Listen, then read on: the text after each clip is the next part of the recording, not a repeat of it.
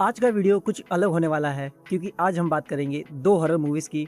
एक Hollywood indie coral the haunting assignment और दूसरी Indonesian folk horror haunting of the mount Jade, जिसका असली नाम है पेटाका गुनुंग जेडे।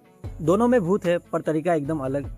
पहली film coral the haunting assignment की बात करें तो स्टोरी एकदम सिंपल है। एक परफेक्ट दिखने वाली फैमिली और उनकी टीनेज बेटी कोरल को जब पता चलता है कि उसकी माँ कुछ छुपा रही है, बस उसी सीक्रेट के साथ घर में अजीब चीज़ें शुरू हो जाती है। मियाँ बीवी का झगड़ा और विक्टिम कार्ड खेलना, वो सब जिस तरह से दिखाया है वो आपको अच्छा भी लगता है but at the same time anger भी क्रिएट करता है। ये कोई टिपिकल जंप स्केयर वाली हॉरर मूवी नहीं है। डायरेक्टर ने इसको डोमेस्टिक हॉरर बनाया है, मतलब डर भूत प्रेत से नहीं, कन्वर्सेशन से आता है।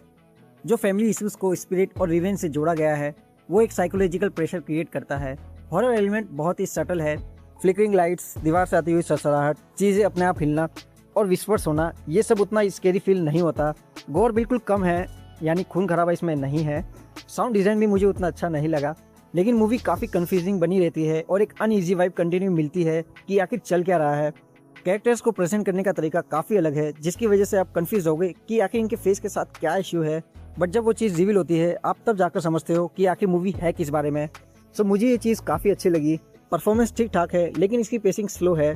ये फिल्म डराती कम है, सोचने पर मजबूर करती है। सो अगर आपको हेरिडिटेरी या द बाबाडुक जैसी स्लो बर्न फैमिली ड्रामा पसंद है तो कोरल आप देख सकते हो, लेकिन अगर आप हर 5-10 मिनट में कोई जंप स्केयर एक्सपेक्ट कर रहे हो तो आप बोर हो सकते हो। सो अब आते हैं दूसरी film haunting of the mount जेडे पर। यह फिल्म मुझे पर्सनली काफ़ी पसंद आई। ये एक रियल इंसिडेंट पे बेस्ड फिल्म है। माया आगजा नाम की क्लाइंबर का एक्सपीरियंस माउंट जेडे पर। कहानी दो बेस्ट फ्रेंड माया और ईटा की है जो स्कूल ब्रेक में ट्रैकिंग के लिए जाती है।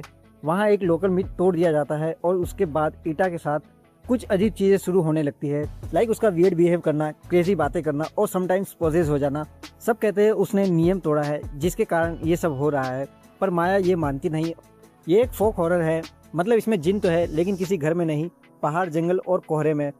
फिल्म जंप स्केयर्स पर डिपेंड नहीं करती, वो धीरे धीरे टेंशन बिल्ड करती है। सिनेमेटोग्राफी काफ़ी कमाल की है। एक शॉट में जहाँ तुम्हें जेडे की खूबसूरती दिखाई देती है वहीं अगले सीन में जंगल सफोकेटिंग लगने लगता है। सबसे पावरफुल सीन है ईटा के पोजीशन का। एक्ट्रेस ने सच में कमाल की परफॉर्मेंस दी है। रेड और व्हाइट आईज, साइको वॉइस और बॉडी लैंग्वेज सब बहुत ही क्रीपी लगता है। साउंड ट्रैक में ट्रेडिशनल इंडोनेशियन चैंट यूज होता है जो एक देसी वाइब देता है। बीच बीच में मूवी की पेसिंग थोड़ी स्लो हो जाती है और कुछ इलॉजिकल सीन्स भी है और सपोर्टिंग फ्रेंड्स को थोड़ा और डेप्थ दिया जा सकता था, पर ओवरऑल मैसेज स्ट्रॉन्ग है। नेचर और लोकल कस्टम्स की रेस्पेक्ट करो वरना पेटाका यानी डिजास्टर पीछा नहीं छोड़ता, इसलिए डर के साथ वो एक गिल्ड भी रहता है। सो मेरा ओपिनियन है, अगर तुम्हें इंडोनेशियन एटमॉस्फेरिक फोक हॉरर पसंद है जैसे द मीडियम या डांसिंग विलेज टाइप मूवीज, तो ये मूवी आपको पसंद आ सकती है, अदरवाइज आप उतना रिलेट नहीं कर पाओगे। सो दोनों फिल्म परफेक्ट नहीं है पर दोनों ऑनेस्ट अटेम्प्ट है, इसलिए मैं आपको रिकमेंड करूँगा कि आप ये दोनों मूवी ज़रूर देखें। सो क्या आपने ये दोनों मूवी देखी है या कौन सी देखने का पहले प्लान है, कमेंट में ज़रूर बताना। और आपसे ऐसे ही दो हॉरर मूवीज़ की रिव्यू एक साथ करूँगा। So hope you like that.